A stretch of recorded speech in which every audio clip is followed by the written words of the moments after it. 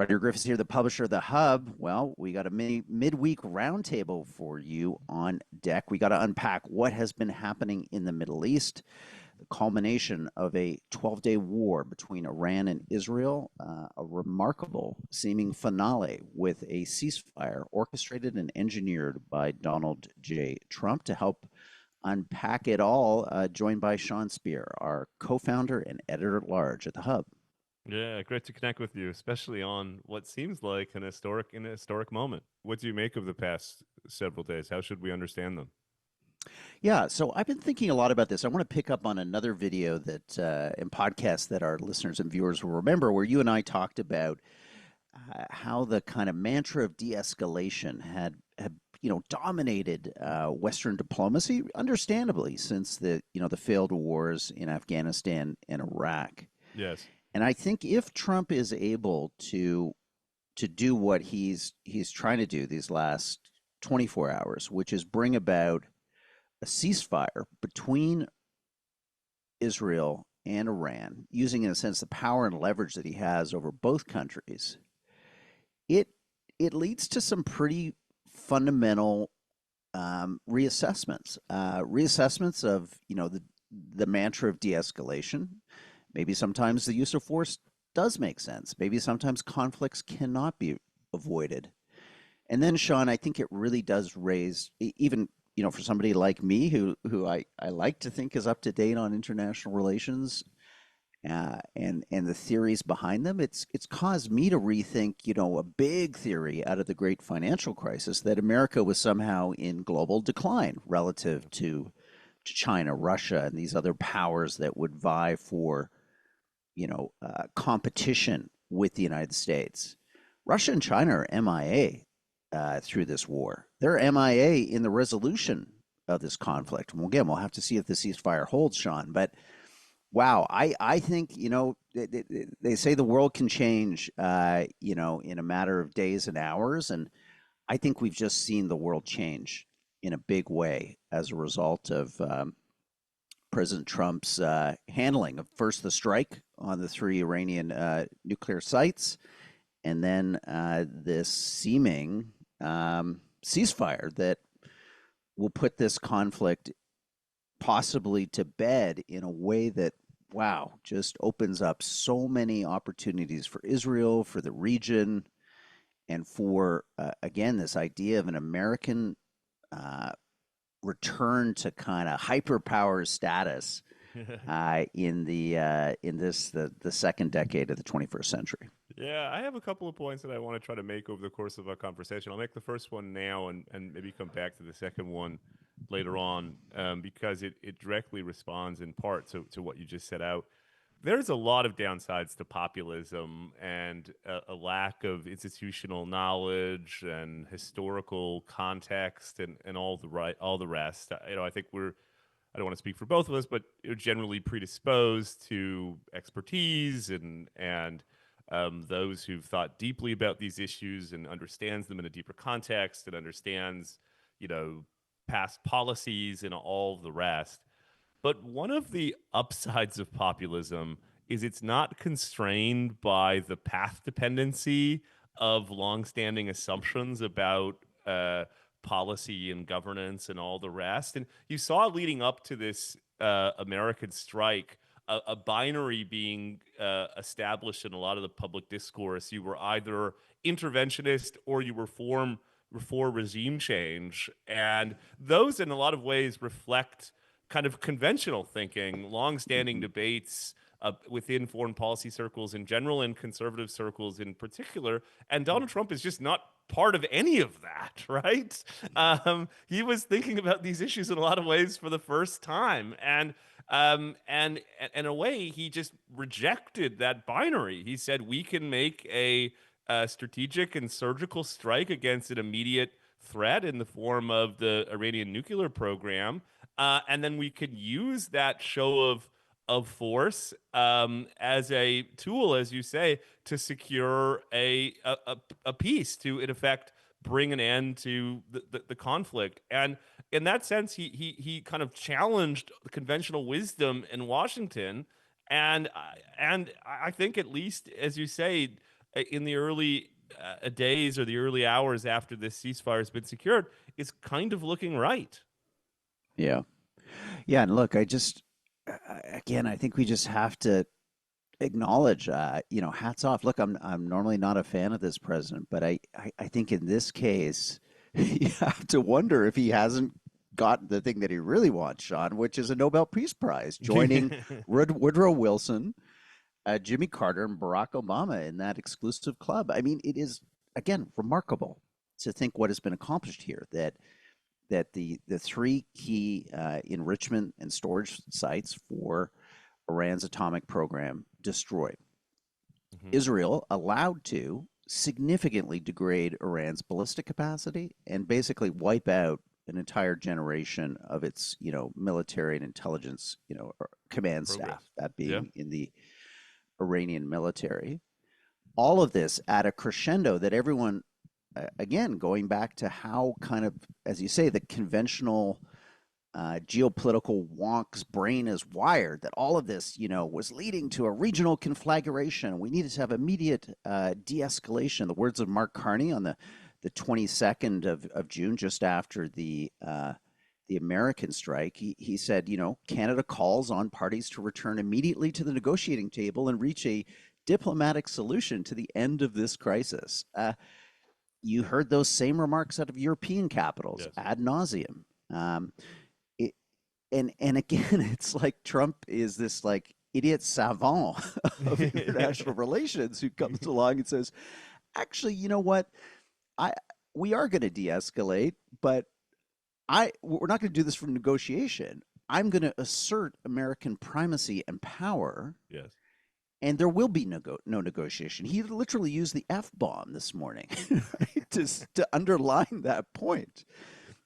It is a return, Sean, to something that I thought was lost. I'll be honest with you. That this idea of America as the hyperpower. We Yeah. understood that after the Cold War, when Russia, the Soviet Union, collapsed, and we thought again after the great financial crisis that we were moving from a world of a unipolar, U.S.-led world to a multipolar world. I'm not so sure anymore that it is a multipolar world. This president has basically asserted again American primacy, no negotiation. This is how it's going to be. And everybody is falling in line. Not only Israel and Iran, but China, Russia. You go through the whole list. He's run the table, so to speak. Yeah, which brings me to my second point because I think you're really onto something. Once again, the U.S. has demonstrated that it is the indispensable power without a peer. That once it decides to exercise military intervention, its capacity and power kind of brushes everybody off like a pitcher throwing an inside pitch, at a batter. The one difference, though, is this is not a conception of the projection of American power rooted in grand strategy or normative assumptions about liberalism or democracy or advancing some notion of the collective good. What makes it a bit destabilizing is, in a way, it's amoralism. It is not necessarily wrapped up in all of these beautiful notions of the advancement of man and all the rest. It's much more, as we've been talking about for the past several months, much more transactional, much more contingent, much more rooted in a more naked conception of American interests. I think that, so I agree with you. I think well on one hand it is reaffirmed American unipolarity. On the other hand, it I think demonstrates a understanding of unipolarity in the mind of the president that looks a bit different than it has, from Barack Obama back to goodness, John Kennedy or something like that. It really, I think people are waking up in capitals around the world today, recognizing that this is a different way for America to Mhm. advance and project its interests around the world. Yeah, it's a high degree of comfort with the blunt force use of American power. And I think you have to see it as an extension, in a sense, of what he was doing with tariffs, where he was using American economic leverage, again, as a blunt force object to, pursue his theory of the case. You can Yes.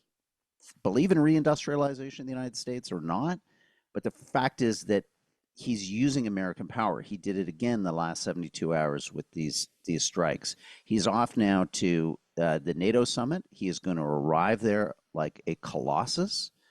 And let's bring this home as we wrap up, Sean, to Canada, because if I'm Mark Carney, I think I'm probably kind of rearranging the cutlery on the table for two that I had set for my trade talks. I think Trump will be emboldened by this. I Yes. think that Canada relatively is weaker because we really have nothing to offer in this hard power space. Yes, Mark Carney, to his credit, has made a commitment to return Canada 2% of NATO spending, but that's going to take years.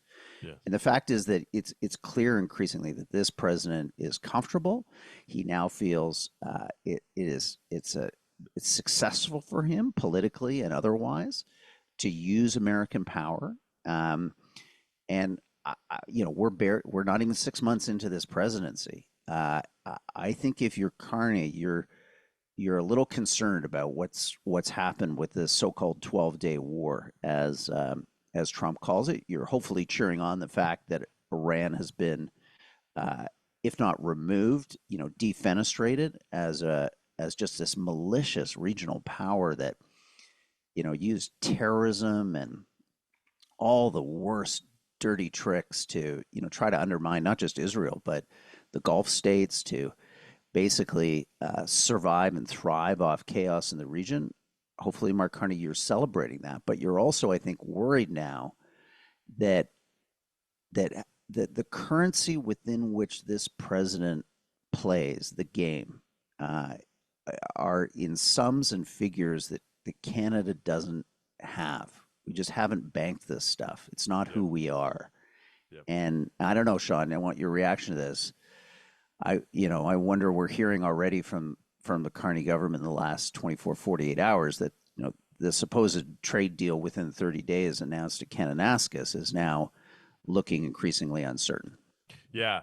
Where I want to wrap up that builds on what you just set out is the domestic political implications here in the United States. I'm speaking to you from New York City, of course.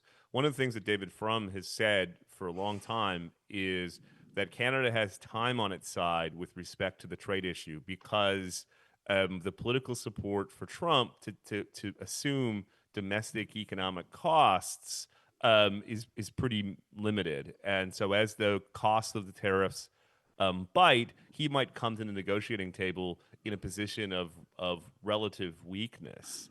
I think there's a potential here, Roger, that what's played out in the Middle East in the recent days resets the ground when it comes to U.S. Domestic politics. Trump was kind of falling underwater in terms of his public support. I think particularly on his base, that changes because Trump supporters are kind of drawn to him when he exhibits the kind of strong masculine traits that he has in recent days. But I also think that there's a lot of non-Republicans or non-Trump supporters who are going to say, we thought the Iran nuclear issue was intractable. All the smartest people in politics and policing were telling us this was just something we had to live with. We had to negotiate an agreement with and give them hundreds of billions of dollars, right? And Trump just said, no, we don't have to do any of that. We're just going to bomb the hell out of it. And then we're going to, after we do that, we're going to negotiate a settlement that's in our interest. And as crazy as that sounds, it worked. And so in that sense, it's a long way of saying, I think the extent to which it reshapes domestic politics here in the U.S., it means that Trump is going to have a stronger hand in bilateral negotiations with Canada and others. And that's something I think that the Carney folks need to be mindful of. Yeah. Wow, Sean. What a 12 days. What a 72 hours. What a 24 hours, 18 hours since Trump came out and demanded no negotiation, demanded the ceasefire, which seems to be holding effect. So let's just end by completely blowing up the comments in on our YouTube channel, which is I think he's got a good chance of winning the Nobel Peace Prize for this. And I know that sounds just crazy, but the Europeans, look, they use that Nobel Peace Prize as a political tool and instrument to curry favor, to reward, to punish sometimes. And I think he's met the bar. He's taken a seriously bad actor, if not out of the equation, out of the ring for a number of years. That's Iran. He has removed what was a global threat, an Iranian bomb. We didn't do that with North Korea. The Yes. Obama administration, other administrations rag the puck, kick the can, you pick your analogy, and now we have a nuclear North Korea with intercontinental ballistic missiles. This is an amazing thing for the world, regardless of whether you support this president or not. Degrading and delaying, hopefully for years, if not permanently, an Iranian bomb. Maybe this will be solved now through negotiations or renunciation of any kind of nuclear program by Iran. This is an amazing thing for planet Earth and for humanity. Sean, does he get the Yeah. Nobel Uh, Prize? I think the short answer is yes, he should. This is downright Reagan-esque, right? Reagan says to the conventional wisdom that we didn't have to live with the Soviet Union, that the proper policy wasn't détente, it was we win, they lose. And he was right. And I think the same goes for Trump. It was a bipartisan consensus, not just in Washington, but around the advanced world, that there were just inherent limits on what we could do to minimize the risk of Iran developing nuclear weapons. And Trump just said, I disagree. And he's been proven right. One can dislike him for a lot of reasons, but on this point, I think it's self-evident. And for that reason, I think for him not to win the Nobel Peace Prize in a way would raise questions about what goes into the process and the extent to which it is marked more by disdain for him than for the outcome here. Yeah. And look, it's so important. It's pulled me off vacation to talk to you today about it for our Hub audience. So come on, let's get this. Let's get the nomination papers drawn up and get the process underway for Donald J. Trump to join Woodrow Wilson, Carter, and Obama as one of only four U.S. presidents in that case to receive the Nobel Peace Prize. Sean, so great to catch up with you. I'll see you back in the office next week. You bet.